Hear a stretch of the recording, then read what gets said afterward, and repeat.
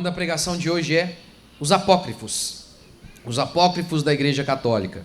A gente então continua nossa série sobre catolicismo, nossa terceira pregação sobre isso, e vamos ler Romanos 3, 1 e 2. Então, que vantagem tem o judeu? Ou qual a utilidade da circuncisão? Muita, em todos os sentidos. Em primeiro lugar, porque as palavras de Deus foram confiadas aos judeus. E aqui, obviamente, Paulo está falando em primeiro lugar em relação ao Antigo Testamento, aquela Bíblia hebraica, que é essa mesma nossa, mas não é a mesma católica. Porque a Igreja Católica, no Concílio de Trento, acrescentou mais livros para tentar, por meio desses livros, combater a reforma protestante. Livros que os judeus não consideravam. O texto está dizendo, a palavra de Deus foi entregue aos judeus, mas os judeus não consideravam esses livros que a Igreja Católica acrescentou de maneira oficial no século XVI, no Concílio de Trento. Apocalipse declara que aquele que acrescentar algo ou tirar algo da palavra de Deus, Deuteronômio também, será maldito. A Igreja Católica tem acrescentado, a Igreja Católica tem tirado. A palavra de Deus tem sido adulterada por eles, e é sobre isso que eu quero falar hoje. Ora, quem tem o testemunho correto sobre qual Bíblia está correta? Se a nossa ou a católica? A nossa Bíblia, todos os livros que são idênticos aos nossos, os do Antigo Testamento e do Novo, nós concordamos em tudo. Mas a Igreja Católica acrescentou 7 em relação ao Antigo Testamento. Mas, agora, quem é que declara? Ei, pastor, esses daí não são de Deus, não. Por que a Bíblia de vocês, o Antigo Testamento de vocês está correto, e não o Antigo Testamento da Igreja Católica? Porque o nosso tem o testemunho de Cristo. Cristo chamou o nosso Antigo Testamento de Palavra de Deus. Há 300 citações no Novo Testamento de Jesus chamando esse Antigo Testamento que nós temos aqui de Palavra de Deus. Jesus não chama de Palavra de Deus esses livros apócrifos. Não há nenhuma citação de Jesus chamando esses apócrifos da Igreja Católica de Palavra de Deus. Só isso já é o suficiente e eu já poderia encerrar a minha pregação agora. Deus, Ele é o fundador, Ele é o fundamento, Ele é o meio, o início e o fim da igreja. Ele é o dono da igreja. E Ele chamou essa nossa Bíblia de Palavra de Deus. O que são os livros apócrifos? São os livros que nós consideramos que não foram inspirados. Nós quem? Ora, nós porque Jesus não considerou inspirado. E nós simplesmente seguimos o que Jesus disse. Então nós cremos que estes livros aqui, que você tem aí na sua Bíblia, estes 66 livros, 39 do Antigo Testamento, 27 no Novo, esses 66 livros são inspirados por Deus, são palavra de Deus, porque tem o testemunho do próprio Cristo. E é sobre isso que eu quero falar. Primeiro, a crença católica. Catecismo Católico, parágrafo 135. As Sagradas Escrituras contêm a palavra de Deus, e pelo fato de serem inspiradas, são verdadeiramente a palavra de Deus. A Igreja Católica crê como nós, a Bíblia é a palavra de Deus. Mas quais são os livros que ela considera a palavra de Deus? Ela acrescenta 7 lá no Concílio de Trento. Parágrafo 138. A Igreja recebe e venera como inspirados os 46 livros do Antigo Testamento. Está vendo? Para nós 39, que são os mesmos que Jesus considerou palavra de Deus. 39. Eles acrescentaram 7 no Concílio de Trento, no século XVI. No Concílio de Trento, na sessão 4ª, eles disseram: consideramos apropriado anexar uma lista dos livros sagrados a este decreto. Eles estão confessando que agora que eles estão acrescentando, nós vamos anexar. Você tem ali um documento, você anexa. Eles estão confessando, não era. Acrescentaram.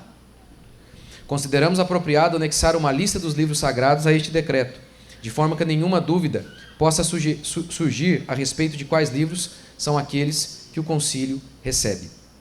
E aí então eles acrescentam aí o Tobias, Judite, Baruque, Sabedoria, Eclesiástico, 1ª e 2ª Macabeus e adições a Esther e Daniel.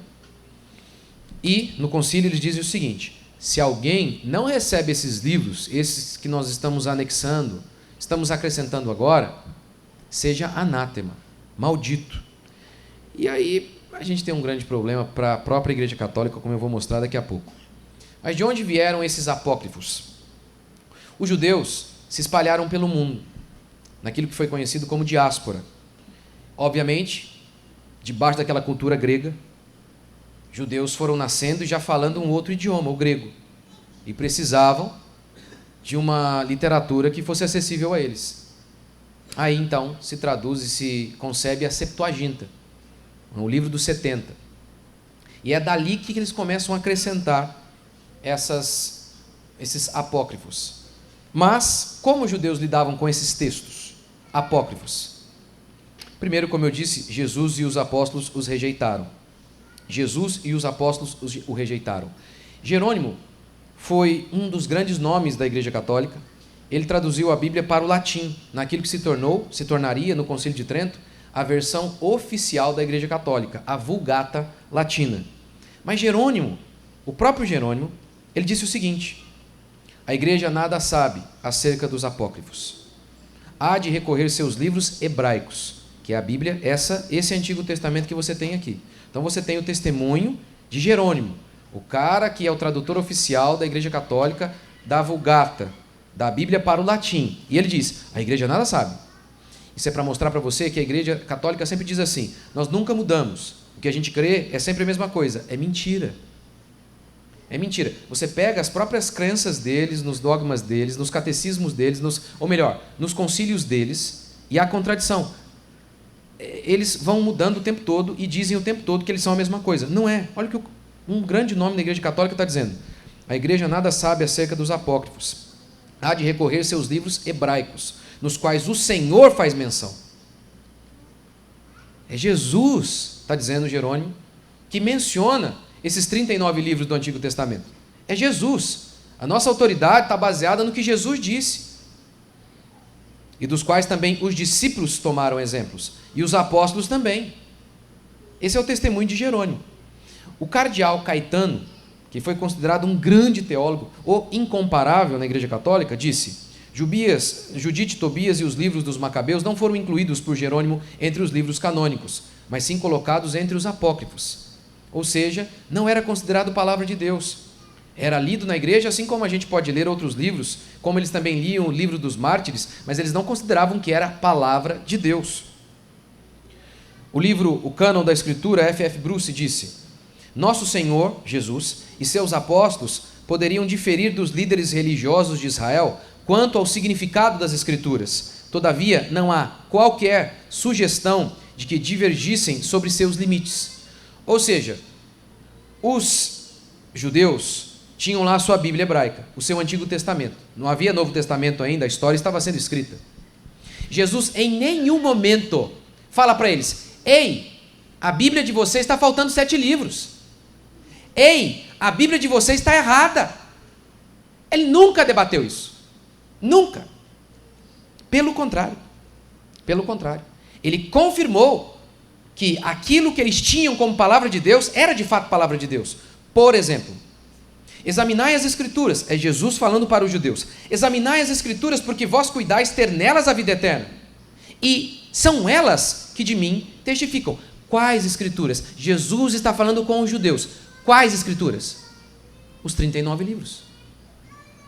Isso era a Escritura para o judeu. Jesus está dizendo: vocês judeus têm a Escritura, esses 39 livros. Elas testificam acerca de mim. Elas falam a meu respeito. Jesus nunca debateu: a Bíblia de vocês está faltando alguma coisa. Nunca houve debate. Pelo contrário, há quase 300 citações de Jesus citando o Antigo Testamento. Esse Antigo Testamento que você tem na mão, não o Antigo Testamento da Igreja Católica. Judas, pastor, lá em Judas cita Enoque, que é um livro considerado apócrifo, tanto para protestantes quanto para católico. Mas citar, Jesus citou o Antigo Testamento, nas 300 citações de Jesus no Antigo Testamento, não é apenas citando, mas citando dizendo que é palavra de Deus. Apenas mencionar é diferente, é totalmente diferente. Citar não é validar. Jesus cita os 39 livros do Antigo Testamento, validando-os e chamando-os de palavra de Deus. Judas, entretanto, cita Enoque, mas não dizendo que é palavra de Deus. Por exemplo, Paulo, lá em Atos, ele cita filósofos gregos. Com isso, então, Paulo está dizendo, e nós devemos agora fazer o seguinte: já que Paulo citou filósofos gregos, os filósofos gregos agora são palavra de Deus? É um absurdo? Claro que não. Então, a citação de Jesus dos 39 livros do Antigo Testamento não tem nada a ver com essa única citação que a gente tem em Judas sobre um livro apócrifo. Quem diz então que a Bíblia é a palavra de Deus? É ela mesma. O tempo todo nós lemos, assim diz o Senhor. O que nós lemos é que os apóstolos e profetas, eles tinham certeza que eles falavam em nome de Deus. Isaías diz isso. Ouçam, porque é o Senhor quem fala.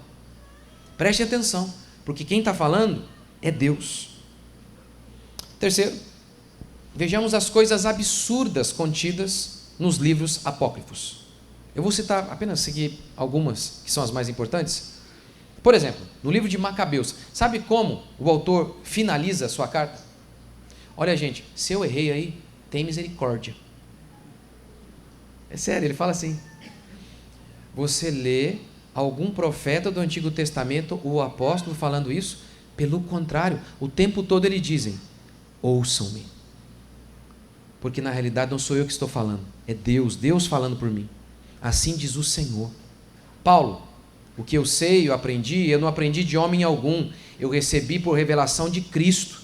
Lembra quanto? Várias vezes Paulo fala, isso aqui é mandamento de Cristo, não sou eu, é mandamento de Cristo, o tempo todo. Por isso, se é Deus quem fala, vocês não podem rejeitar. Mas não é assim que Macabeus fala. Macabeus diz, se eu errei, quer ver? Se ele estiver bem adequadamente composto, ou seja, a minha obra, era justamente o que eu queria. Mas se for imperfeito e medíocre, eu fiz o melhor que pude. Você não encontra nada disso, de Gênesis a Apocalipse. Não há essa linguagem de Gênesis a Apocalipse. Todos os apóstolos e profetas tinham convicção plena que eles falavam da parte de Deus. E obviamente não podiam errar. Se era Deus falando por meio deles. Você tem, por exemplo, no livro de Macabeus, oração e expiação por mortos. É por isso que a Igreja Católica acrescenta. A Reforma Protestante veio condenando esses absurdos, porque a Bíblia diz o oposto disso.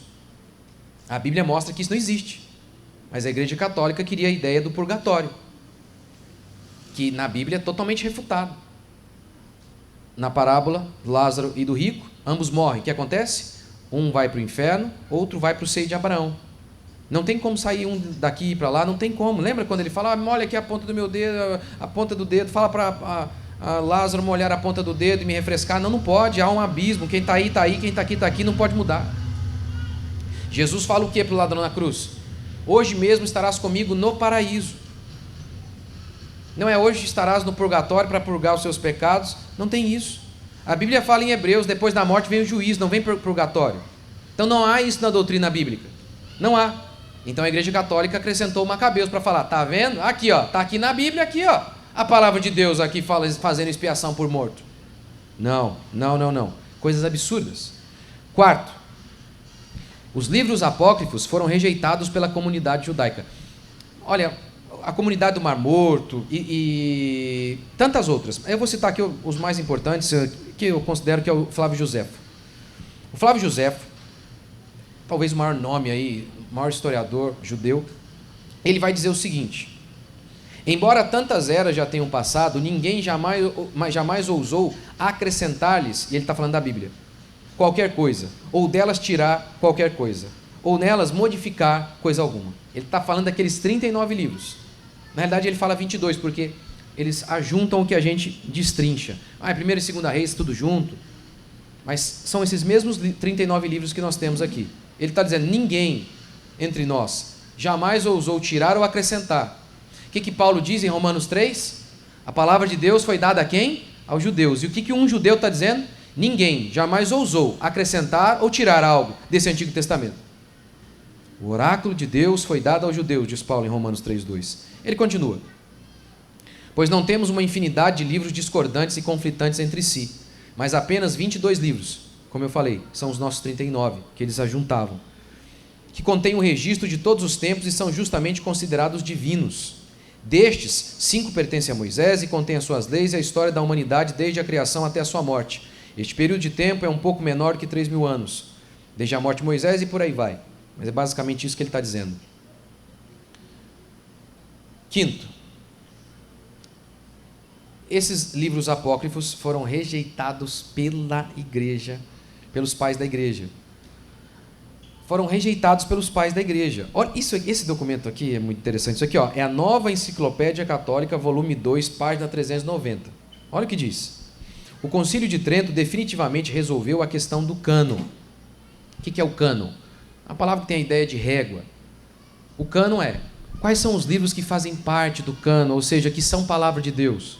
Aí olha o que a Enciclopédia Católica está dizendo. O Concílio de Trento definitivamente resolveu a questão do cânon do Antigo Testamento.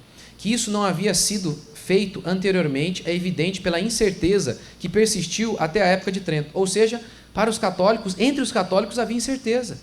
Será que esses livros são inspirados ou não? Está provado aqui, ó, por meio de fontes católicas. Só no século XVI que eles acrescentam. Então não tem a ver com Jesus isso aqui não.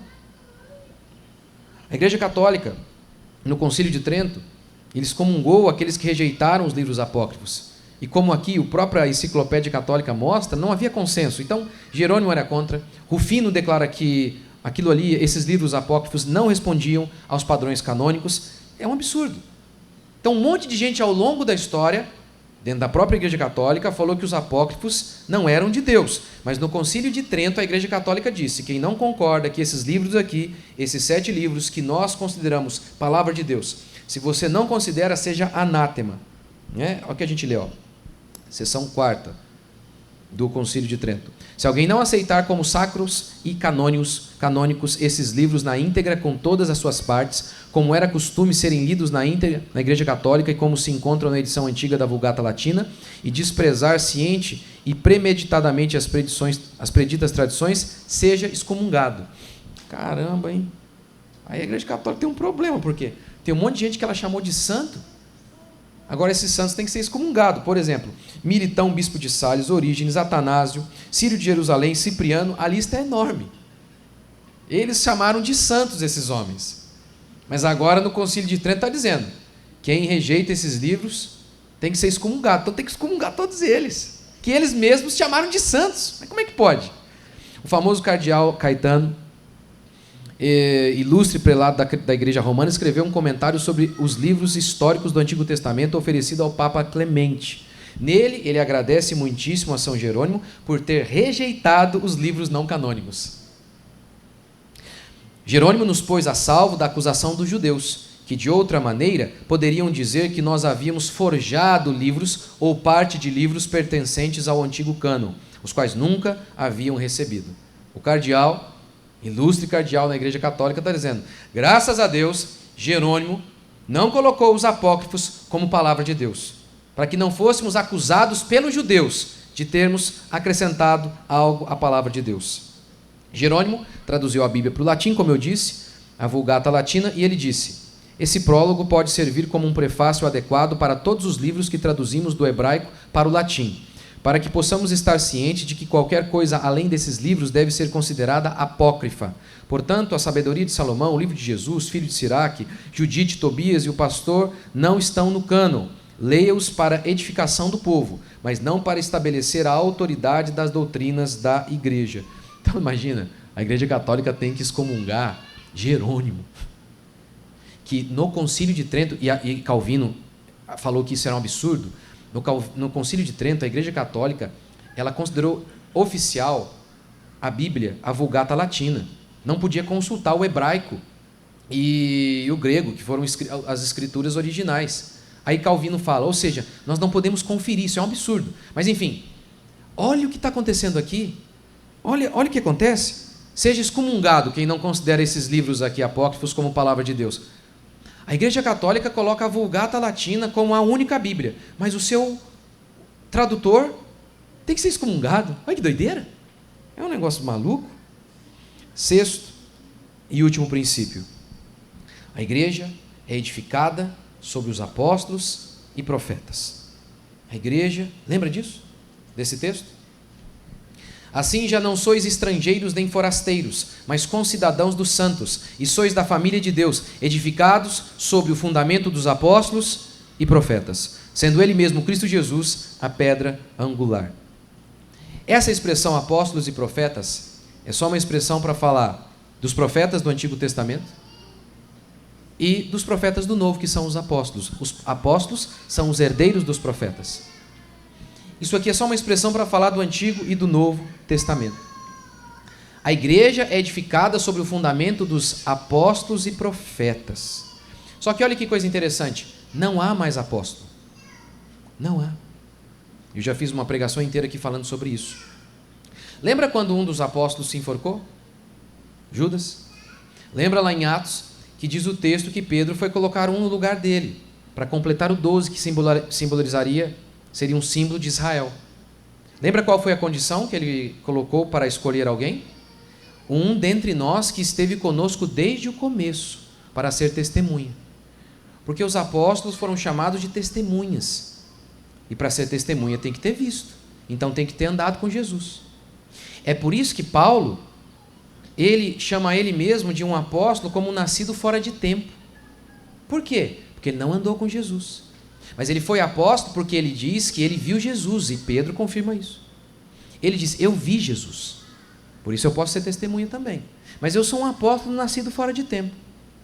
Você se lembra que quando os apóstolos abriam igrejas, eles colocavam quem na liderança das igrejas? Apóstolos? Não. Eles elegiam o quê? Presbíteros, não apóstolos. Por quê? Porque os apóstolos fazem parte desse segmento aí dos profetas, daqueles homens que receberam a revelação de Deus. Por isso é um absurdo essas igrejas que têm apóstolos. Geralmente eles constituem apóstolos para que então eles possam inserir novas doutrinas na igreja.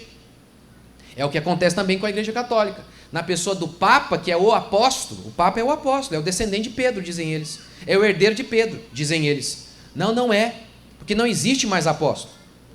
Apóstolo bom é apóstolo morto. Apóstolo vivo não é apóstolo coisa nenhuma. Porque aos apóstolos e profetas é que Jesus se revelou.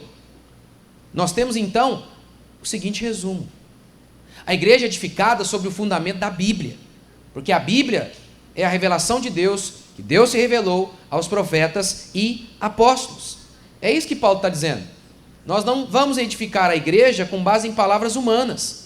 Nós cremos que as palavras dos profetas e apóstolos são a palavra de Deus.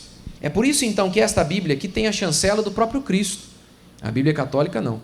É uma adição humana. E como diz Apocalipse, como disse Moisés, maldito aquele que acrescentar ou tirar alguma das palavras deste livro. Maldito aquele. E é exatamente isto que a Igreja Católica está fazendo. Ou seja, para finalizar, quem dá a chancela de que esta sua Bíblia, com estes 39 livros, está correta, e que a Bíblia católica, com 46 livros do Antigo Testamento, está errada? Quem dá essa chancela? Eu? Calvino? Lutero? Não, Cristo. Cristo faz quase 300 citações do Antigo Testamento. O Antigo Testamento, o hebraico, judeu, como Paulo diz em Romanos. Qual é a vantagem do judeu? Deus confiou a eles a palavra de Deus.